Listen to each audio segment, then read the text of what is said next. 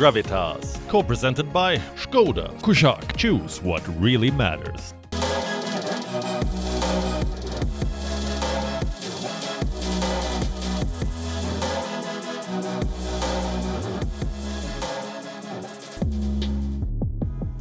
Every state visit has two parts, optics and deliverables.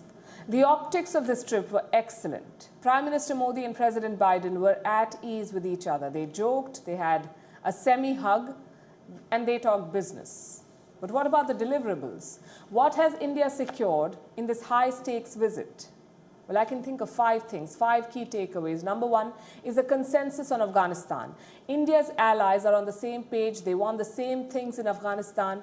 We saw that during the Modi-Biden bilateral. The Quad summit later on also reflected this. So what is the consensus here? Afghan soil must not be used for terrorism. That's number 1. Afghanistan should not be used to threaten or attack any other country, nor should it be used to train terrorists.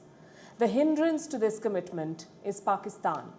Prime Minister Modi raised this issue with Joe Biden, and the US President agreed. There is a clear sense that Pakistan's role in Afghanistan must be closely examined and monitored. And that's a win for India. There is also agreement on what the Taliban must do.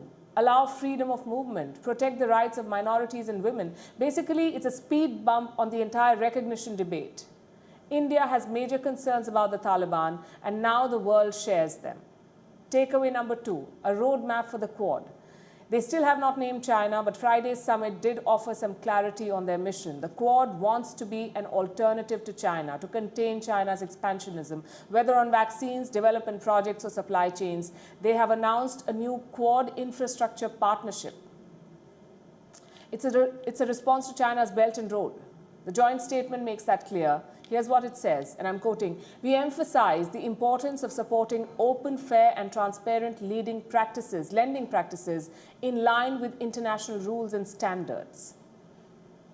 In other words, no debt traps. That's what the Quad is saying. They also agreed to advance a new 5G initiative and work towards sustainable and resilient supply chains. So China may not have been named, but it was clearly the target. Let me go back to the joint statement. And this is what it says. Together, we recommit to promoting the free, open, rules-based order rooted in international law and undaunted by coercion. That last line is important. Undaunted by coercion, clearly a reference to China again. This clarity on the Quad's role is what India wanted. Now, India can chart a robust Indo-Pacific policy, possibly forge new partnerships. Takeaway number 3, a big vaccine deal. The Quad is set to produce 1 billion doses in India. This will expand India's capacity. It's also a redemption of sorts. India, remember, was called the pharmacy of the world, the vaccine production hub. But that image took a hit during the second wave of infections in India. India had to halt exports, look after its own domestic needs first.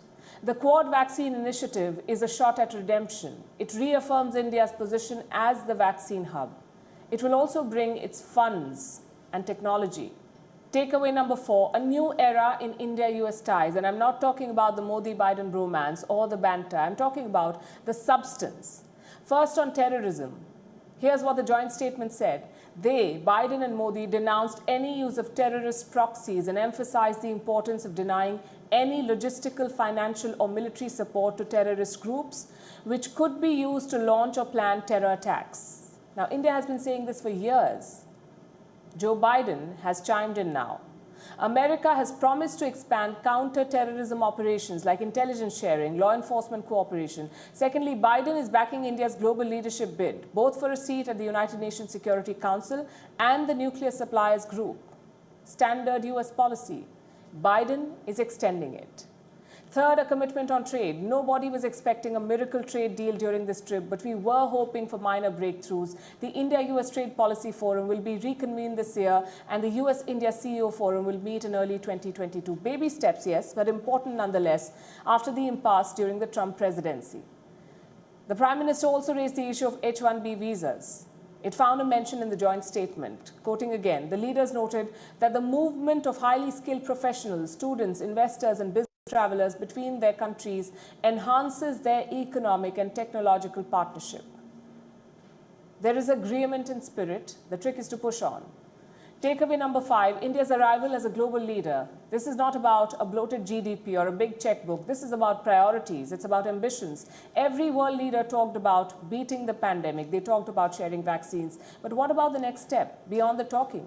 What about travel and vaccine certificates? Well, they were silent on this. India was not. Throughout the trip, Prime Minister Modi talked about easing travel curbs. He urged mutual recognition of vaccine certificates, concrete ideas, not rhetoric. Same with climate change. The Prime Minister urged Western countries to do more, to invest in climate action.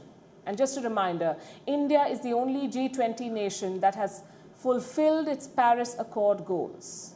On Thursday, we told you what India was expecting from the visit, some clarity on Joe Biden's commitments perhaps, on the Quad's future, and on India's role in the new world order.